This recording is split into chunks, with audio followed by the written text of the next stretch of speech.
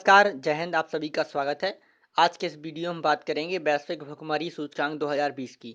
ये हर साल जारी किए जाने वाला एक इंडेक्स है जिसमें भुखमरी की स्थिति को बताया जाता है। तो चलिए इसके कुछ प्रमुख फैक्ट हम आज के इस वीडियो में देख लेते हैं।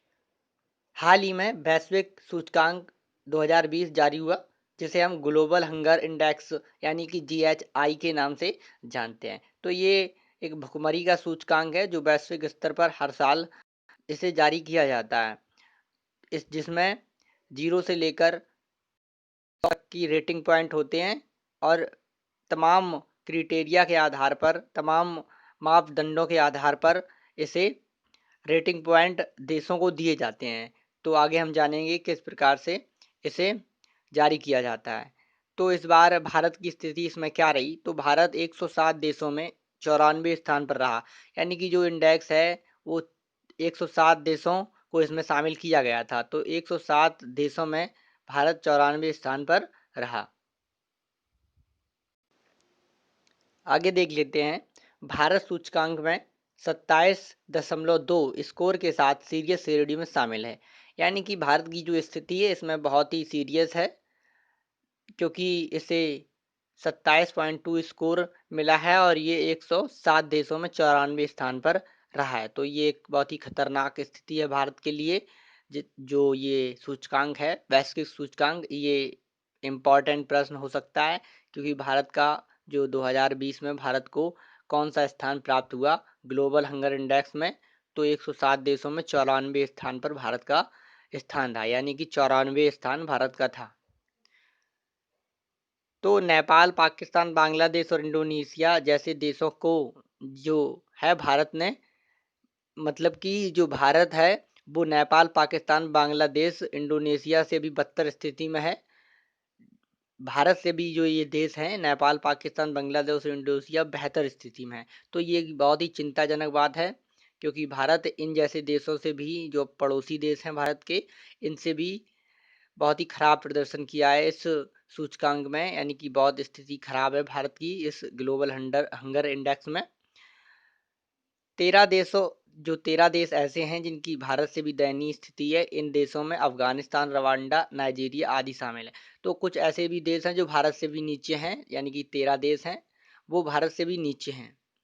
तो उसमें से अफगानिस्तान, रवांडा, नाइजीरिया आदि शामिल है। तो इनमें और ज़्यादा खराब स्थिति है और भारत तो 94 स्थान पर है। ये इम्पोर्टेंट है, आप इसे याद जरूर रखिए। अगला फैक्ट देख लेते हैं। इस सूचकांक में अंतिम पायदान पर चार्ट रहा है, क्योंकि पूछा जा सकता है जो ग्लोबल हंगर इंडेक्स है उसमें अंतिम स्थान किसे दिया गया। तो जो भारत जो चार्ट है, एक देश जिसे अंतिम स्थान इस सूचकांक में प्राप्त है।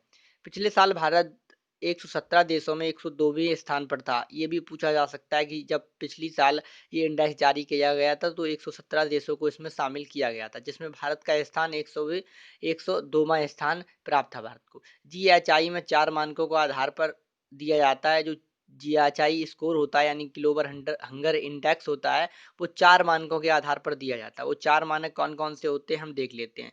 Child wasting, child stunting, child mortality, child under nourishment. तो चाइल्ड स्टंटिंग और चाइल्ड वेस्टिंग क्या है ये हम जान लेते हैं। तो स्टंटिंग का अर्थ होता है उम्र के अनुपात में कम लंबाई होना। जो बच्चे होते हैं उनका जो लंबाई होती है वो उम्र के अनुपात में कम होती है। और वेस्टिंग का अर्थ होता है लंबाई के अनुपात में कम वजन होता है। वेस्टिंग का मतलब होता है चाइल्ड की, जो बच्चे हैं उनकी जो लंबाई होती है उनके हिसाब से बच्चों का वजन नहीं होता, वो कुपोषण के शिकार होते हैं। इसका सीधा सीधा अर्थ है। और चाइल्ड मॉर्टेलिटी मतलब चाइल्ड मृत्यु दर। और अंडर अंडर नरिशमेंट का मतलब भुखमरी या कुपोषित हम कह सकते हैं। अंडर नरिशमेंट का मतलब होता है कुपोषित। तो अंडर नरिशमेंट बहुत सारे ऐसे बच्चे हैं, बहुत बड़ा प्रतिशत, जिसमें बच्चों को, जो बच्चे हैं वो कुपोषण का शिकार हैं। और न तो बच्चों की जो लंबाई है वजन के अनुपात में किसी की कम है, किसी का जो उम्र है वो लंबाई नहीं है किसी की।